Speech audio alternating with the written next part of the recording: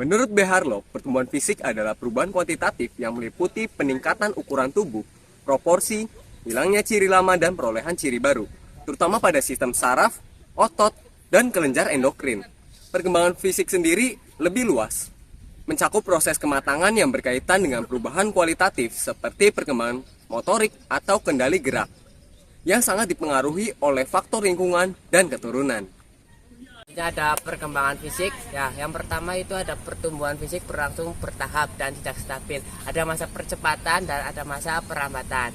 Nah, pertumbuhan fisik itu dipengaruhi oleh genetik, nutrisi, kesehatan, aktivitas, dan lingkungan. Nah, pada setiap tahap memiliki tugas perkembangan fisik yang perlu dicapai untuk mendukung tahap berikutnya. Menurut teori Harlock menekankan bahwa perkembangan fisik itu berlangsung sangat tidak stabil. Ada masa cepat, yaitu pada masa bayi, dan masa pubertas. Nah, ada juga pada masa lambat, yaitu pada saat usia anak tengah.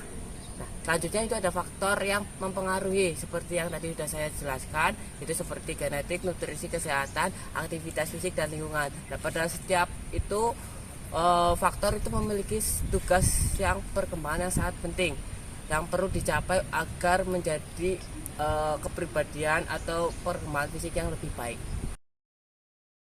Menurut Elizabeth B. Harlock, perkembangan kognitif adalah proses perubahan kemampuan berpikir, memahami, dan memecahkan masalah yang berkembang secara bertahap dari bayi hingga remaja.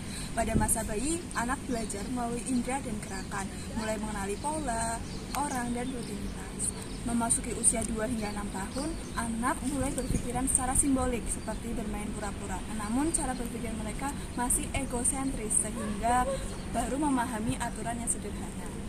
Nah, pada usia sekolah, anak itu mulai berpikiran secara logis sehingga mereka dapat memahami instruksi dan mengikuti aturan dengan mudah.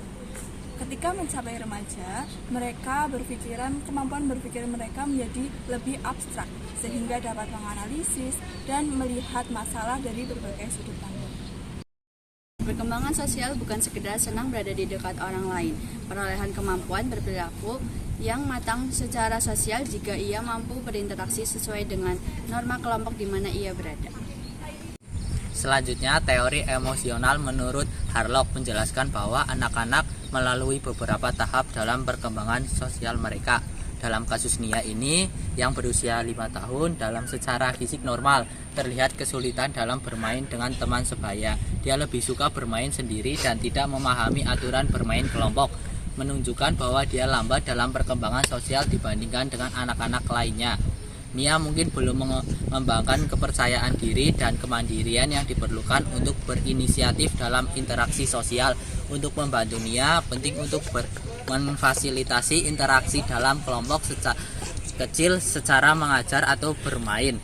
Selain itu, dukungan emosional juga dapat meningkatkan kepercayaan diri dalam bermain dan teman sebayanya.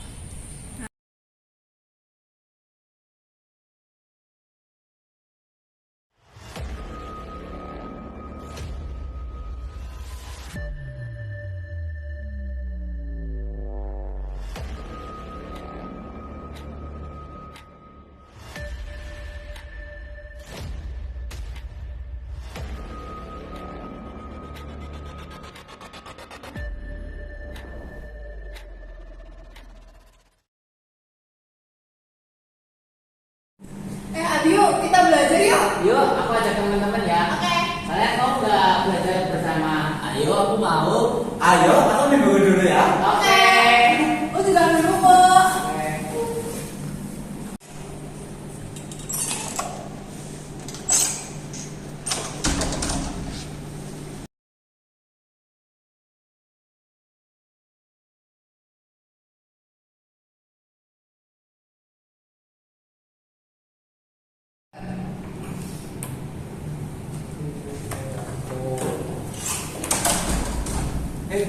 Kamu kenapa duduk di belakang? Ayo maju ke depan.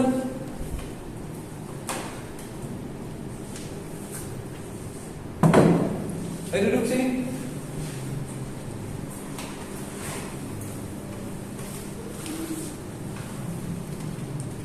Selamat pagi anak-anak. Pagi. Gimana kabar kalian pagi ini? Baik. Syukur. Jadi pagi hari ini akan belajar matematika dasar tentang penjumlahan. Tahu? Tahu, Pak. Gimana? Satu tambah satu, 6. Oh, itu salah, bukan begitu. Coba ada yang bisa jawab nggak? Yang di belakang. 5 tambah 5 itu berapa? 10. Betul. Oke, jadi di sini karena Bapak rasa semua sudah memahami, Bapak akan berikan kalian tugas dan silakan kalian diskusikan. Oke? Oke. Tegar, kamu tadi bisa sih? Iya, keren banget. Gimana sih caranya? Iya, jadi aku kalau di rumah itu diajarin penjumlahan sama ibu. Ajarin dong. Ajarin dong. dong, Kak. Iya. Gimana sih Kak caranya itu? Nah, caranya tuh gini. Pertama kan ini soalnya 5 ditambah 5. Jadi pertama tangan kamu ini dibuka, jari kamu 5, hitung 1 2 3 4 5. Di sini kan ditambah 5. Nah, tambah lagi 5. Dan dihitung semua, coba Bim hitung. 1, 2, 3, 4, 5, 6, 7, 8, 9, 10. Bener kan? 10. Iya, Ternyata gampang ya, Tegar. Iya, gampang. Kamu udah bisa. Ya, kamu dimanja, kamu udah bisa. Belum? Lah, kok kamu nggak ikut diskusi sama kita sih kalau belum tahu? Jangan-jangan udah bisa tapi malu ya. Coba 3 ditambah 2 berapa? Salah, bukan 6 hasilnya. Coba hitung lagi. Kan tadi kan 3 tangan kamu 3. 1 2 3 ditambah berapa tadi? 2. 1 2. Coba hitung. Nah, gitu hasilnya 5 yang benar. Iya,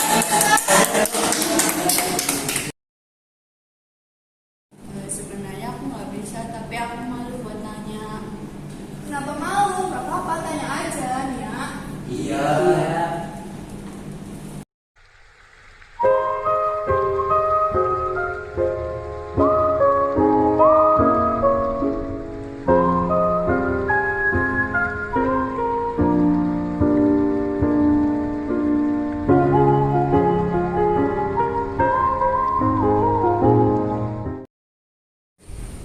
Baik, selanjutnya ada identifikasi kasus.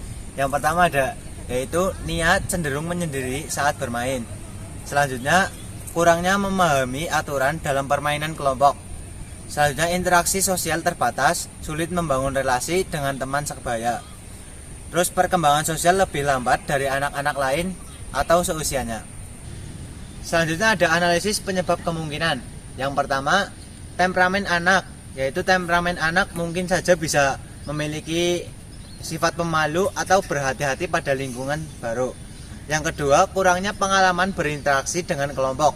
Yang ketiga, keterbatasan Nia memahami sosial seperti berbagi giliran, membaca ekspresi teman. Yang ketiga, yaitu kurangnya stimulus dari lingkungan rumah atau sekolah. Selanjutnya ada tujuan intervensi, yaitu membantu Nia merasa nyaman dalam interaksi dengan teman sebaya. Yang kedua, membantu Nia belajar aturan main kelompok, berbagi giliran, berbagi, menunggu, atau kerjasama. Selanjutnya, meningkatkan kemampuan komunikasi, empati, dan inisiatif sosial. Keterampilan sosial perlu dilatih dan dibiasakan. Anak tidak selalu otomatis bisa bersosialisasi dengan usia. Pada saat di sekolah, bisa menyediakan waktu rutin untuk bermain kelompok atau bermain bersama teman. Misalnya, setiap hari atau beberapa kali seminggu. Ini memberi kesempatan Nia berinteraksi teman sebaya secara konsisten. Pada saat di rumah, orang tua dapat mengajak anaknya untuk mengajarkan sosialisasi sejak dini.